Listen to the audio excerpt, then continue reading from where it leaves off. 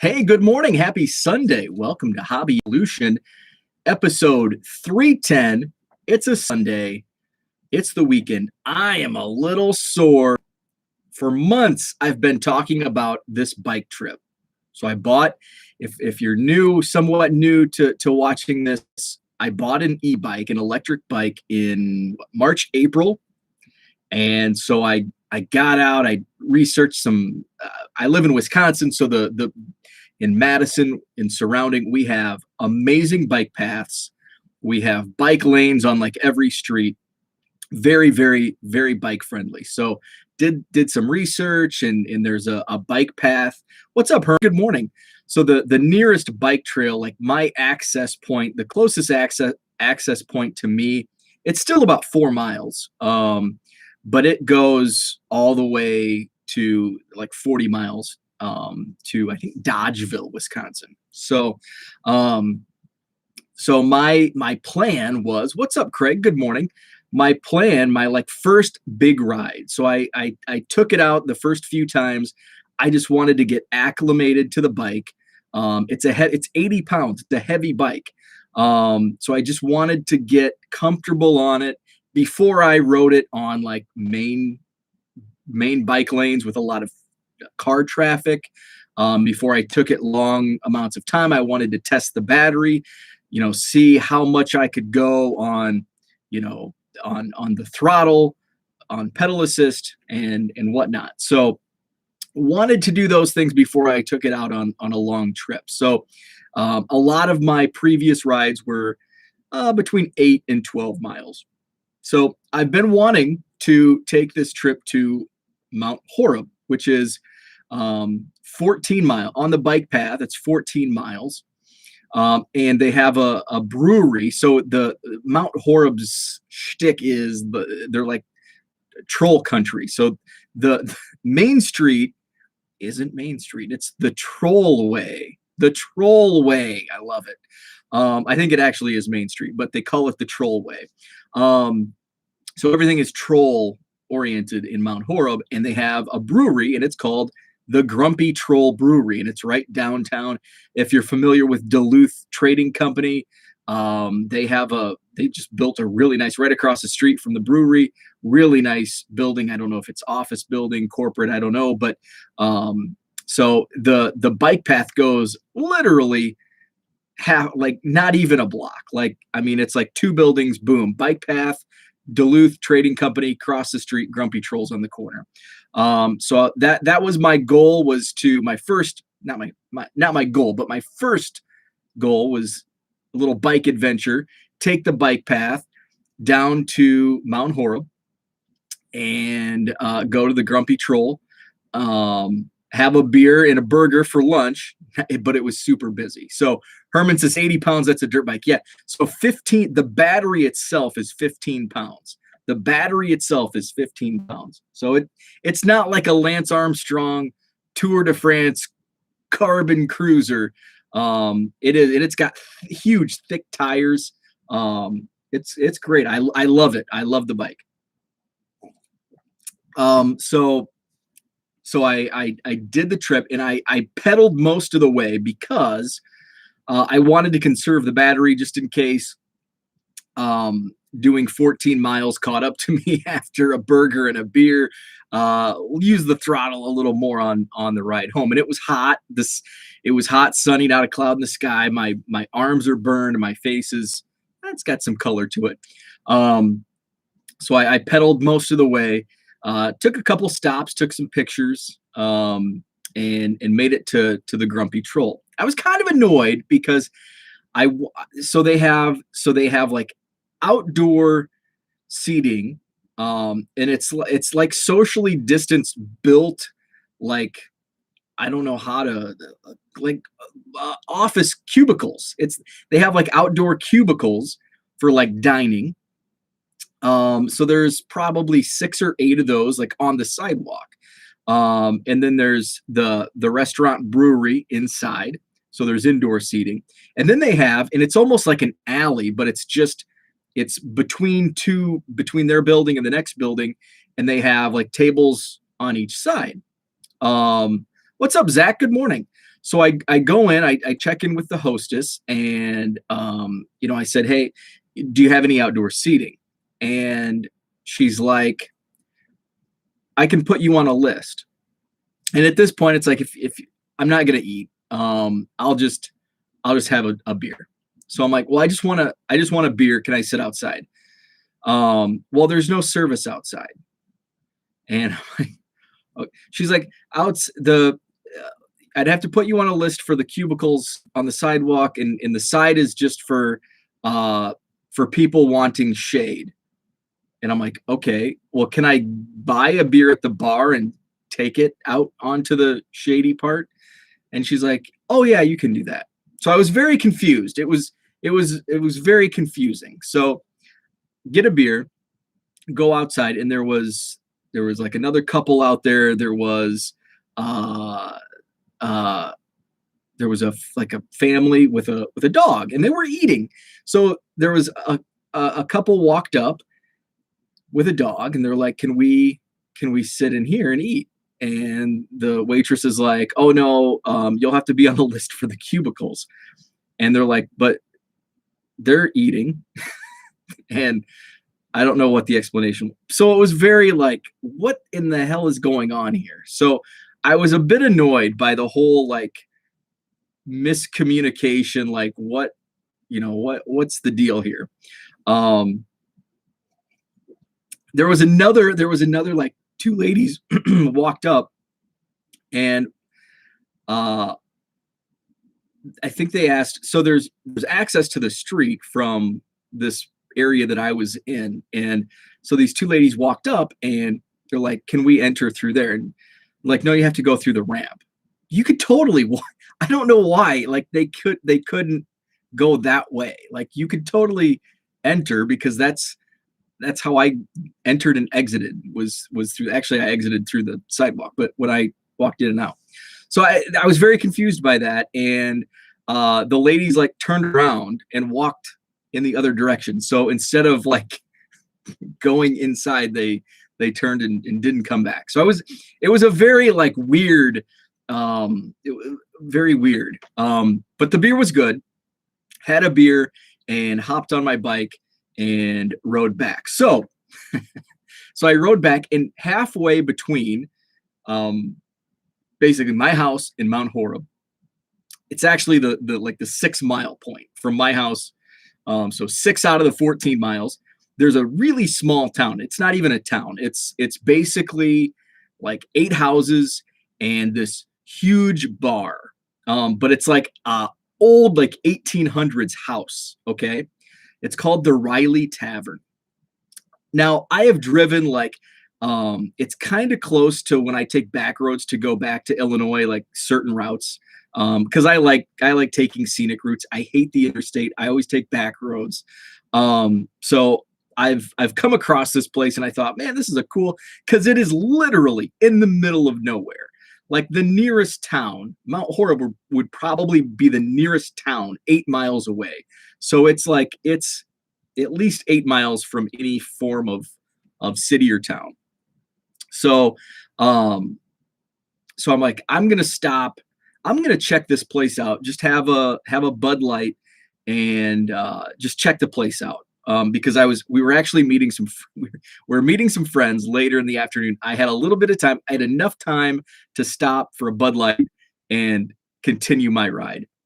Um, so I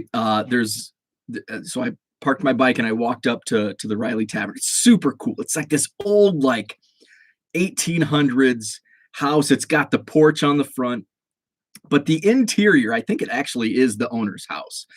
Because I didn't go in, but I ran into somebody I knew, and they were telling me that the inside, you can only fit like 15 people inside, like tables. So like during COVID, like they were minimized. So they opened up this side part, which was always there, but they never really used it.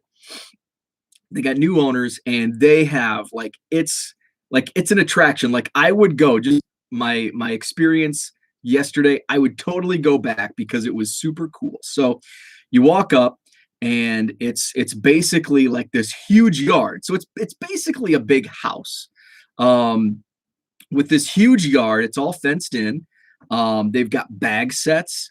They've got it's basically a garage with like a roof where you can have like you can have the outdoor party, you can have the indoor party where there's picnic tables on the inside with the roof, and then you know they've made this garage into a bar slash kitchen. And so you go up and it's like a concession stand. And they had like a bluegrass band playing live music yesterday afternoon. So I go up, get my beer, and I'm walking, and all of a sudden I hear my name. And I'm like, there's a very limited amount of people that I would expect to know me here, because I work in an office job, so I don't. But my wife's in real estate, so that kind of expands my circle. So it was actually when we built our house, the guy who was our sales rep for the company that built the house, and he works with my wife and mother-in-law in real estate. They work together a lot just based on the real estate. So we talked, and he, he's like, man, I follow your stuff, your baseball card stuff. He used to be into it in the 80s and 90s. And he's like, man, one of my buddies he's getting ready to move, and he doesn't want to move this again for the third or fourth time. And I'm like, hey, you got my number. I'm always a buyer. So he's like, yeah, we've got to, he's like, there's 70 stuff with high numbers, and we'd have to go through it. And I'm like, well, just keep me in mind. Don't, call me first if you plan to sell. So that was cool. Actually had a second beer.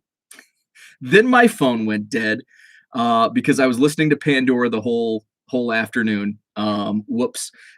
So had a second beer, and I told Scott goes, so what are you guys doing tonight? And I'm like, well, we're supposed to meet some friends at 4:00 over on the other side, on the east side.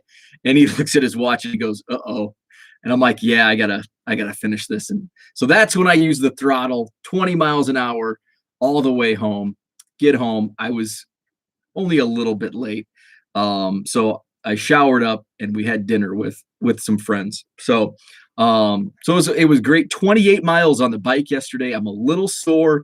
I'm a little sunburned, but it was like, oh, it was so much fun that it's like, man, I want to go for another ride today, because it's actually today it's cooler.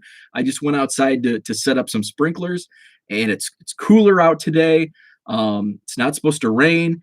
I don't want it to rain today. Usually I would say, yeah, I want it to rain so I can stop running sprinklers, but I just kind of want to enjoy outside, be down here, do some card stuff in the morning, and then in the afternoon enjoy the rest of my weekend. So it was a great ride.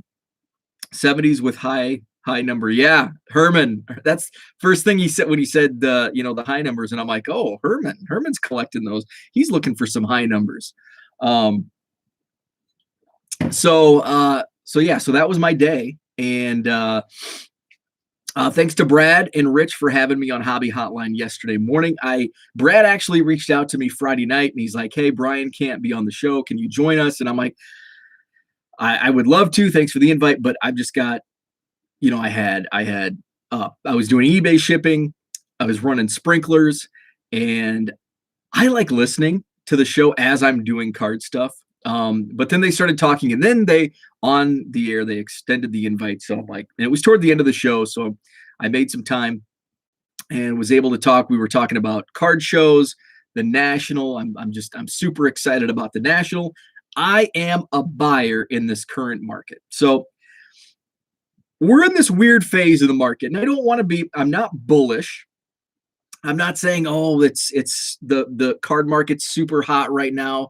Because it still kind of is, but it's kind of, coming down. But I don't want to be bearish, because I've been bearish, and I'm still bearish overall. Like, it's going to everything, every phase, there's a peak and there's a valley. And, maybe we're not going to go to the doldrums of 1996. But maybe we do go back to what it was like in 2013, 14, 15. So I don't want to be too bearish. I don't want to be bullish on the hobby in general, because I'm still making sales.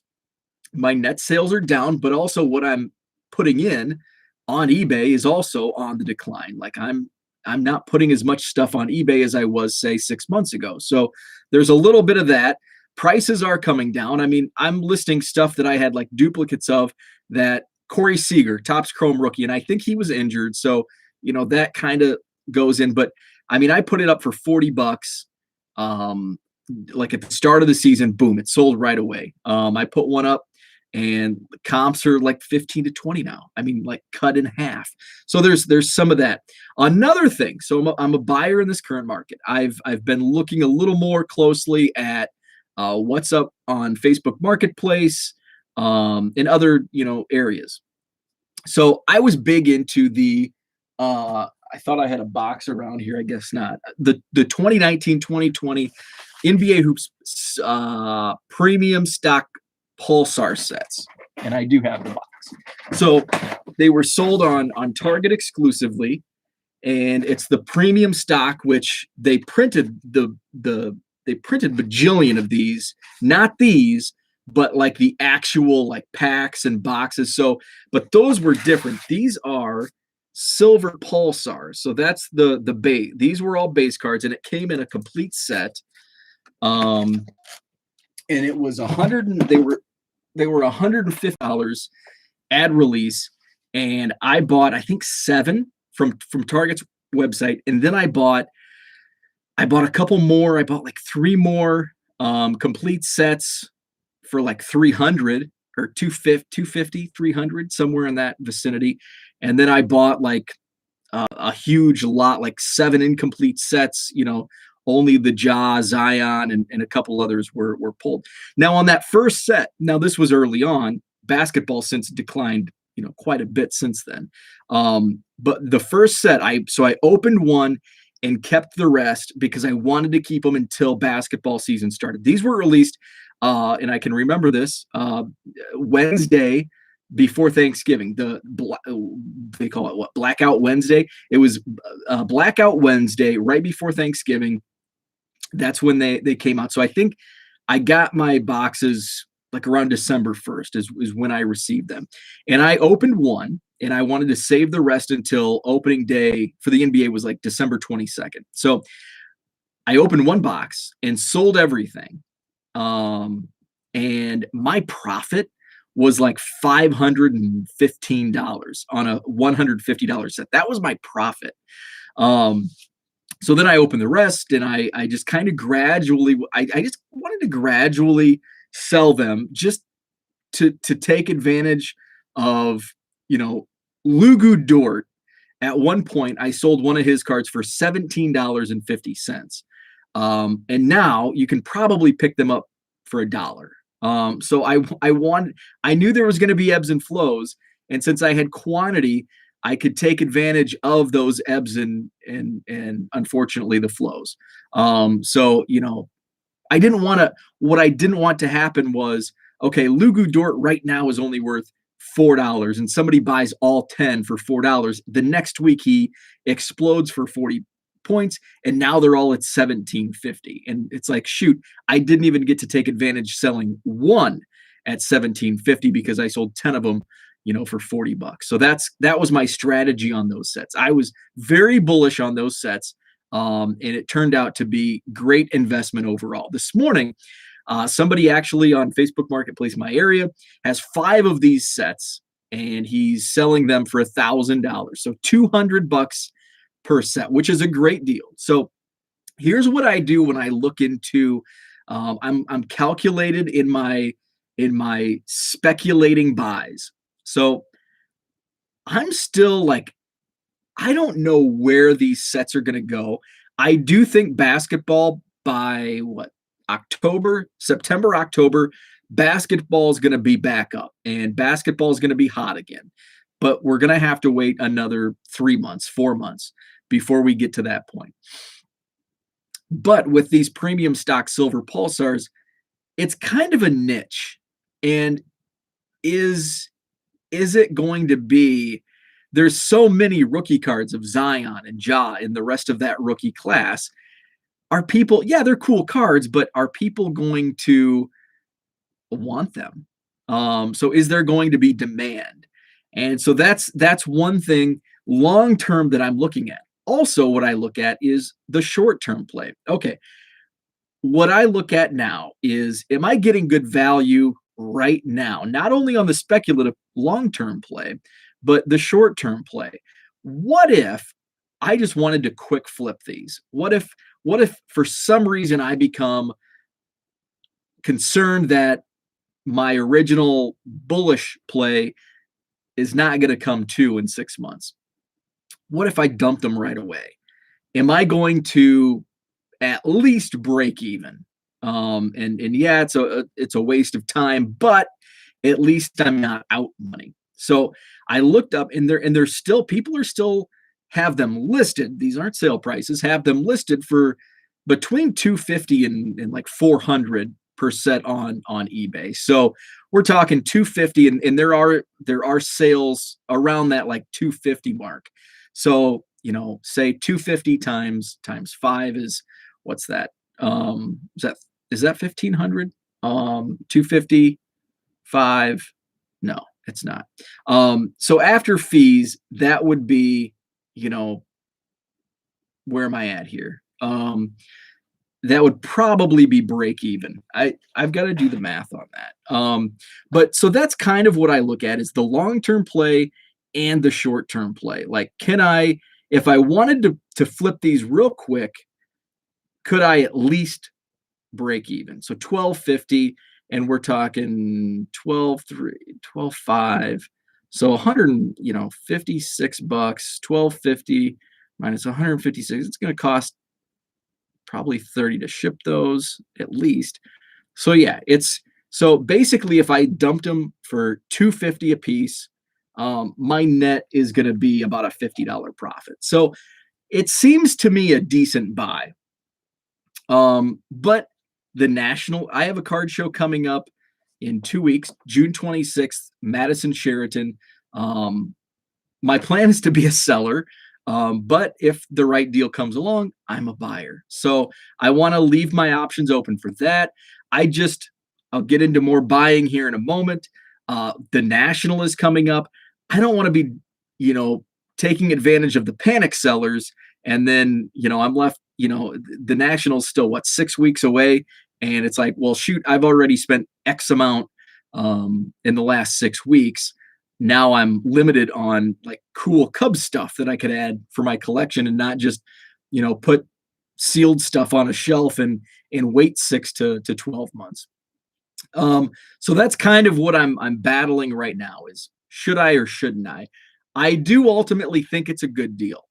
But the thing is, I don't know if I want to drop $1,000, and maybe I could offer 900. I don't want to drop 900 on a speculative, because these I would sit on for 3 to 4 months.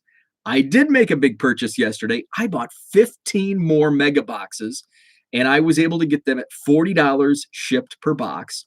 So I paid $600 for the 15 boxes.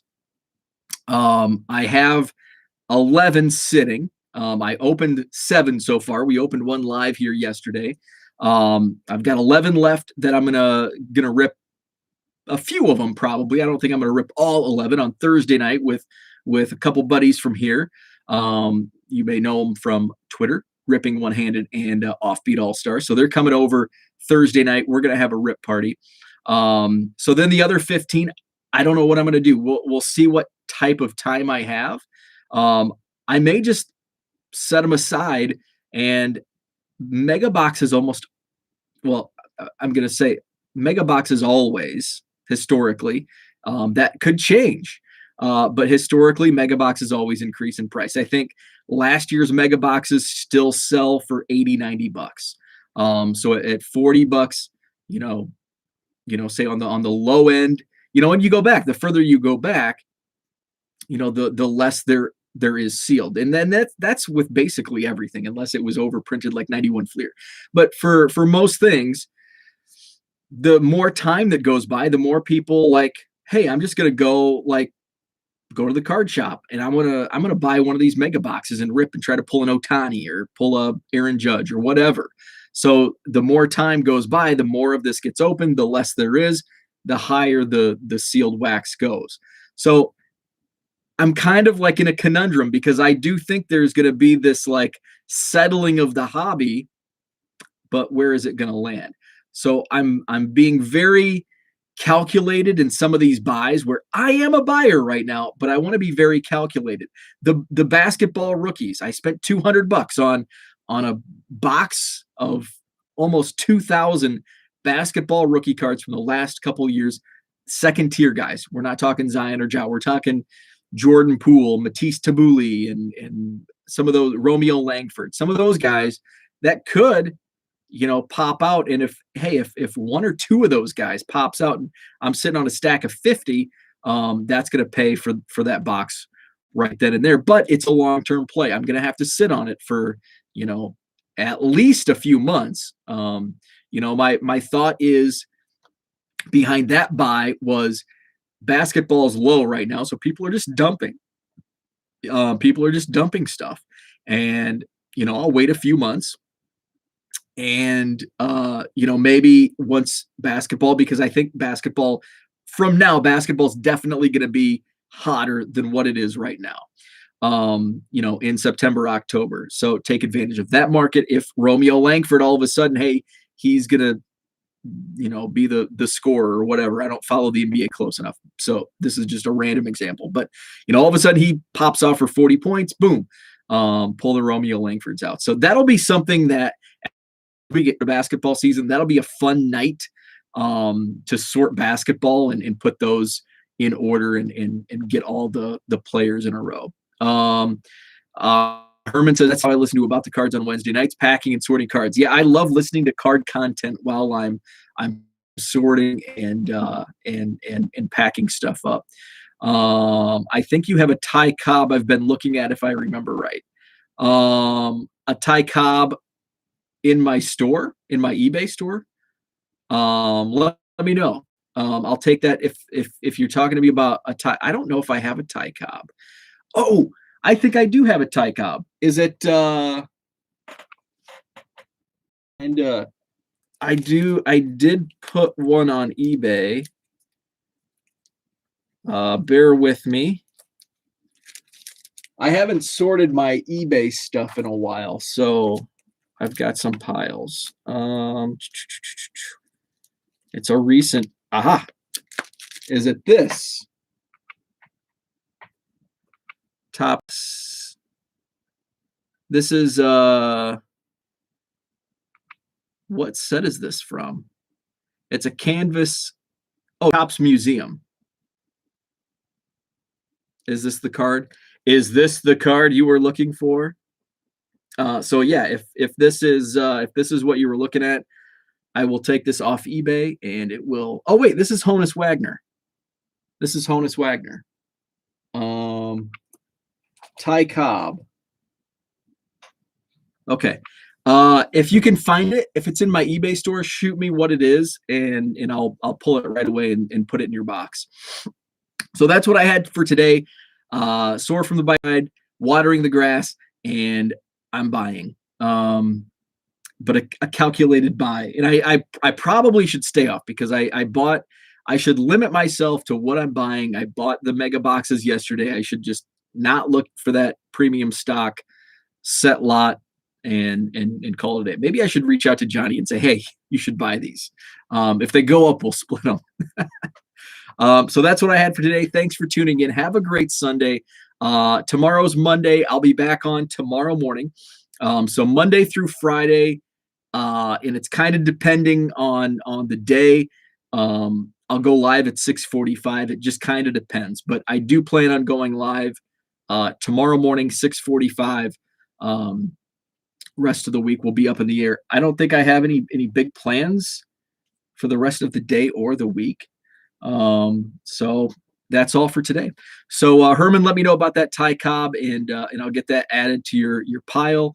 By the way, if you're waiting for stuff from me, I've got to figure out my label printers because I tried to print out a label yesterday, and my wife's printer is still on the fritz. It works, and then it doesn't work. So I think I might try to print again today, and just to see if it works. But I really need to get because it's really annoying because what I've been having to do, like before the printer went out, I'd have to email, like I'd have to download the PDF from PayPal, email the PDF, get upstairs, print it out on the regular printer, and then you have to cut and tape. And I have two freaking label printers that I can't figure out the damn PayPal printing labels to get them to print right on these label printers. So and I've Googled it, I've PayPal helped it, it's just not working. So I need to get that figured out because I am way, way, way behind on trades. So I apologize. And Jeremy, if you're listening, I told you I was going to send your package like 2 weeks ago. It's ready to go. I just need to figure out how to print a label. So I apologize. So that's all for Sunday. Thanks for tuning in. Have a great day, and we'll talk tomorrow morning.